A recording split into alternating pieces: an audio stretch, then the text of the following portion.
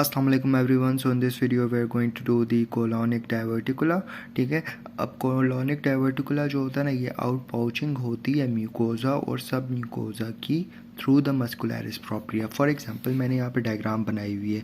ये हमारे पास ले रहा है म्यूकोजा की, सब म्यूकोजा की, और ये हमारे पास है मस्कुलरिस प्रोप्रिया। ठीक है, तो क्या होता है कि हमारे पास म्यूकोजा इन सब म्यूकोजा की आउट पॉकेटिंग होती है, पाउचिंग, ठीक है, इन मस्कुलरिस प्रोप्रिया। ठीक है, फिर इसकी वजह से ये it is related to wall stress. मतलब वॉल पे अगर बहुत ज़्यादा स्ट्रेस आ रहा है ना, फॉर एग्जांपल एक बंदा कंस्टिपेटेड है या बंदा बहुत ज़्यादा के लिए देर के लिए अपनी जो फीसेस है उसको स्ट्रेन कर रहा है, ठीक है, मतलब रोक रहा है, या लो फाइबर डाइट ले रहा है, ठीक है, या बंदे की एज ज़्यादा हो रही है, ठीक है, तो इसका रिस्क जो होता है ना, कोलोनिक डाइवर्टिकुला का रिस्क जो होता है वो इंक्रीज़ हो जाता है। ठीक है, और इसमें ना हमारे पास ये उस जगह पे होता है जहाँ पे वेजा रेक्टा जो होता है ना, मैस्कुलरिस प्रोप्रिया को वो करता है, ट्रांसवर्स करता है। ठीक है, और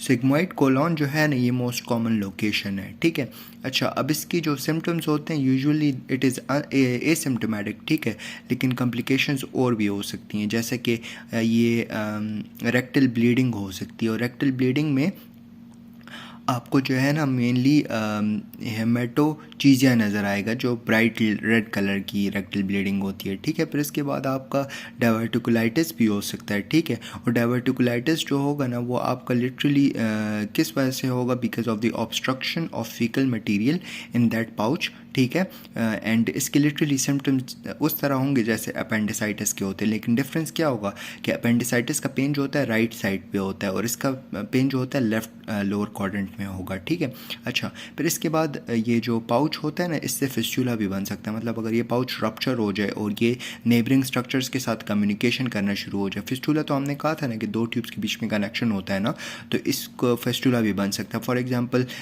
जो कोलॉन है ना, सिग्मोइड कोलॉन, उसके फ्रंट पे हमारे पास ब्लैडर होता है ना, तो ब्लैडर के साथ कनेक्शन आ जाते हैं, उसको हम कोलो वेजाइकुलर फिस्टुला कहते हैं। ठीक है, कोलो वेजाइकुलर फिस्टुला, जिसकी वजह से यूरिन में हमारे पास या तो एयर आ रही होती है या तो स्टूल आ रहा होता है। ठीक है, दोबारा बता देता हूँ, कोलोनिक डाइवर्टिकुला जो होती है आउट पाउचिंग होती है। ठीक है, म्यूकोजा और सब म्यूकोजा की इन मस्कुलरिस प्रोप्रिया, और ये उस जगह पे होती है जहाँ पे वेजोरम जो होता है ना, वो हमारे पास ट्रांसफर्स वेजा रेक्टा जो होता है वो ट्रांसफर्स कर रहा होता है मस्कुलरिस प्रोप्रिया को। ठीक है, ये किन पेशेंट में होता है, जिनका स्ट्रेस ऑन जो कोलॉन की वॉल होती है बहुत ज़्यादा होता है, बिकॉज ऑफ सर्टन कॉजेज।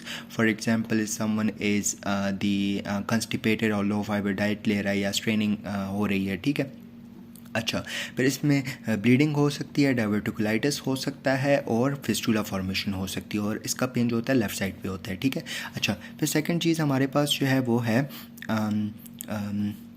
एंजियोडिस्प्लेजिया। ठीक है, एंजियोडिस्प्लेजिया क्या होता है कि हमारे पास जो म्यूकोजा एंड सब म्यूकोजा जो होता है ना, उसकी कैपिलरी बेड की माल फॉर्मेशन हो जाती है। ठीक है, क्या होता है, माल फॉर्मेशन ऑफ म्यूकोजल एंड सब म्यूकोजल कैपिलरी बेड। ठीक है, और इसका पेन जो होता है ना मेनली राइट साइड पे होता है, due to high tension wall stress की वजह से ही हो रहा है। ठीक है, और ओल्डर पेशेंट में होता है, और इसमें हीमेटोचीजिया इसमें भी नज़र आता है। ठीक है, तो इसमें बंदा पूछे कि हीमेटोचीजिया तो कोलोनिक डाइवर्टिकुलम में भी नज़र आ रहा था, ये एंजियो डिस्प्लेजिया में भी नज़र आ रहा है। ठीक है, बिकॉज ऑफ स्ट्रेस।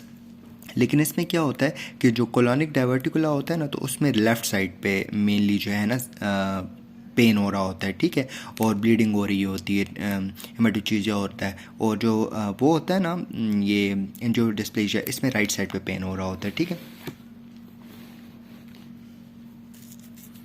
अच्छा, अब हम आते हैं हेरेडिटरी हीमोरेजिक टेलेंगडेक्टीशिया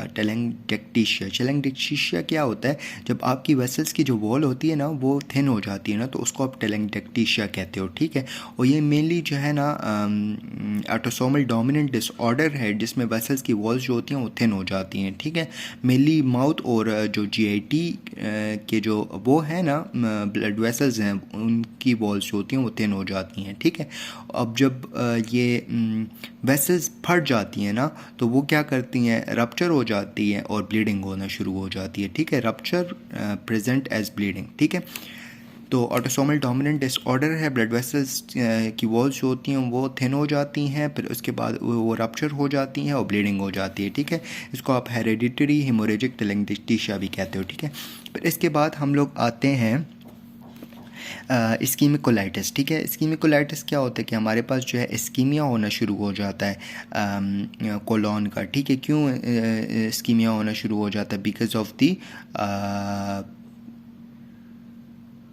मेनली जो है ना आथियोस्क्लेरोसिस की वजह से होता है। कौन सी वेसल्स की आथियोस्क्लेरोसिस की वजह से? Superior mesenteric artery.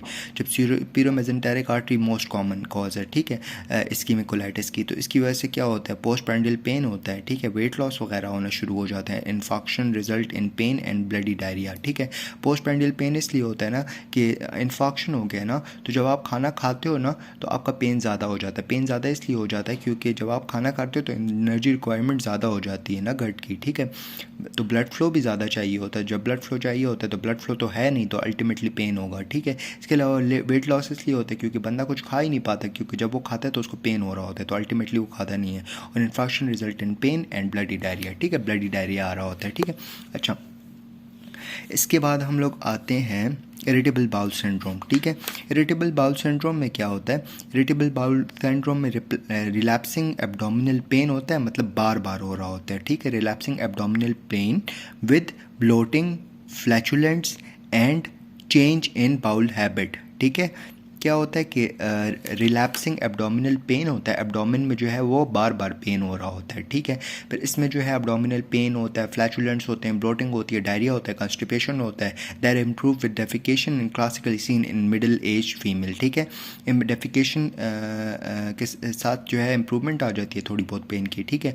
और classically seen in middle age females, middle age females जो होती हैं उनमें नज़र आ रहा होता है, ठीक है। अच्छा जी, और इतना ही कोई ख़ास ट्रीटमेंट नहीं होती इरिटेबल बाउल सिंड्रोम की, लेकिन नॉर्मली ये लोग यही कहते हैं कि वो खा लो, हाई फाइबर डाइट खाया करो, ठीक है। जैसे फ्रूट्स वगैरह हो गए, वेजिटेबल्स वगैरह हो गई, वो वीट वगैरह, रोटी वगैरह खाओ तो इसके सिम्टम्स जो हैं वो कम हो जाएंगे, ठीक है। और नेक्स्ट वीडियो में हम लोग आगे कंटिन्यू करते हैं। Thank you.